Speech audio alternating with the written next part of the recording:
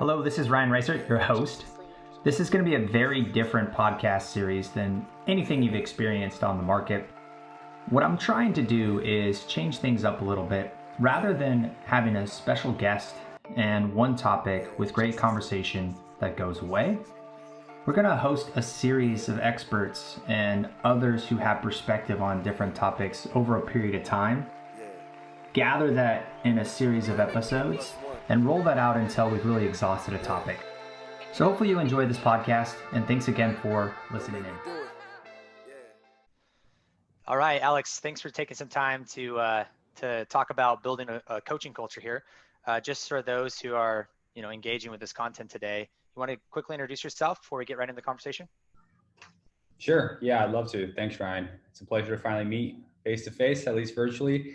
My name is Alex Jagiello, and I lead up our sales development team here at Clari. My official title is the head of revenue developments. We like to take a little spin on sales development by putting revenue, since our mission and goal is to transform revenue operations across our customers, making them more efficient and connected and predictable.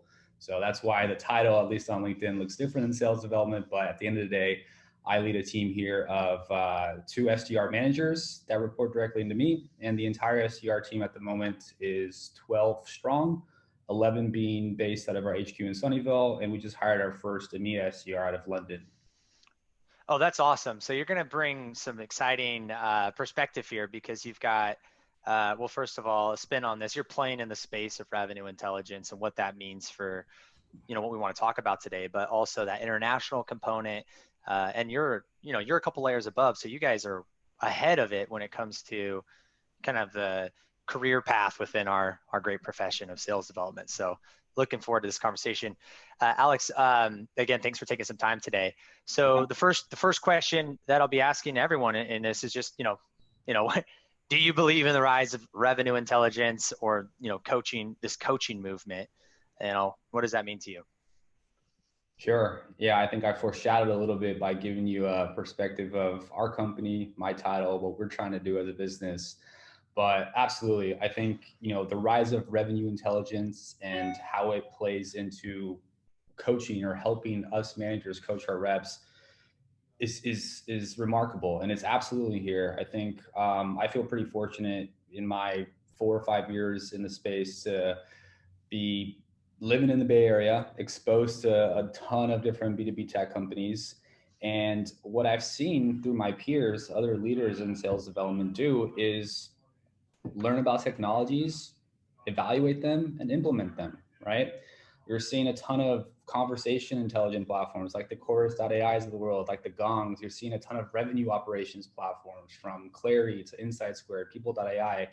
I mean, a lot of my peers nowadays, I would say, just are constantly looking for new and innovative ways to enable their teams. So I think these tools have become critical in helping them do so. Okay.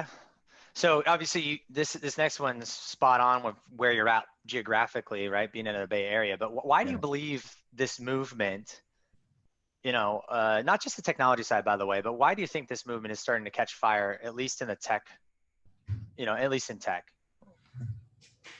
Yeah, that's an interesting question. I think my opinion on that is it's becoming a competitive advantage, frankly. It's enabling sales development teams to differentiate themselves from the standard, right? You look about what happened in just the last 5 to 10 years with the emergence of sales engagement platforms. Everybody started using automations to send out sequences or cadences, whatever you want to call them. And that just spun up a ton of noise, right? Despite sales engagement platforms being game changers, it really numbed prospects and customers to receiving that type of information. And as a leader now, you got to really start thinking, well, shit, how do I help my team stand out from the pack, right? And I think that's where some of these tools like Gong and Chorus came in. It forced us as managers to think outside the box. Like, let's not spend 30 minutes with our reps anymore in a room trying to make them dial and wait until someone picks up to have a conversation so we can provide feedback afterwards, but rather having real-time, insightful, actionable data in the form of these tools that are now coming out, providing this revenue intelligence to really help us proactively add value to our reps when training them.